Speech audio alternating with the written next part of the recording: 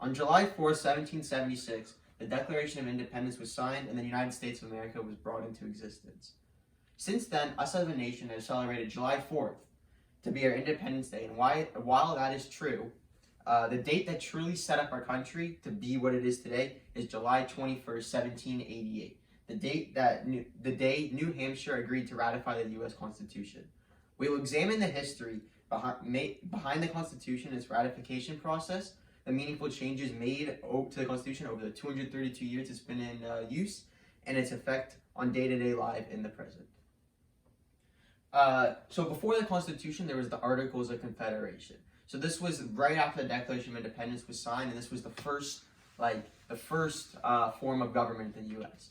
The issue with the Articles of Confederation was that the Articles of Confederation did not give enough power to the central government, and that went against the beliefs that they were trying to went against the beliefs of the founding fathers.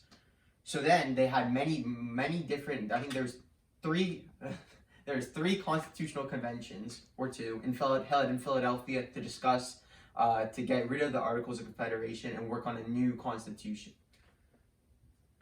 So once they decided to go through the Constitution, then there was the process of ratification.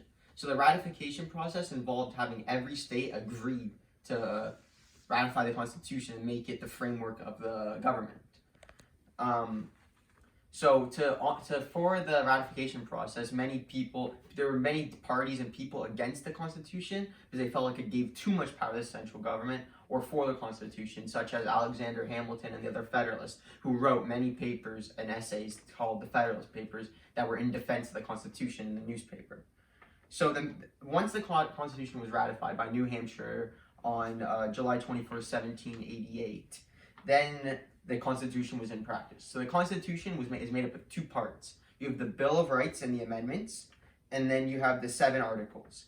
So as you see up here, the first 3 articles, the first article handles the Congress and the legislative branch. The second article gives the precedence for the executive branch, including the president, and the third article is for the judicial branch. So the Constitution has been changed since it was first ratified. This happens, so again, there's ratification processes that go along with the Constitution being changed. So major amendment changes to note include the slavery amendments that happened after this U.S. Civil War, Amendment 13, 14, and 15, that gave slaves the right to vote and be free. And as well as the Women's Suffrage Amendment in 1920, which gave women the right to vote. The Constitution today even still plays a major part in our day-to-day lives living in this country. It has all the rules for the justice system, including court cases and enforcing justice, as even today every court case involves the Constitution if it goes up to the Supreme Court, as well as the Constitution still sparks debate and causes change, with the First Amendment giving the freedom of speech, which leads to protests on social issues, and causing debate, like for example with a major debate of the right to bear arms, which is the Second Amendment. I have informed you about the Constitution by looking at its creation, history over many years, and its continuous place in our lives today. As you can plainly see, the Declaration of Independence is important, yes, but the Constitution is the framework that guides our lives. Thank you.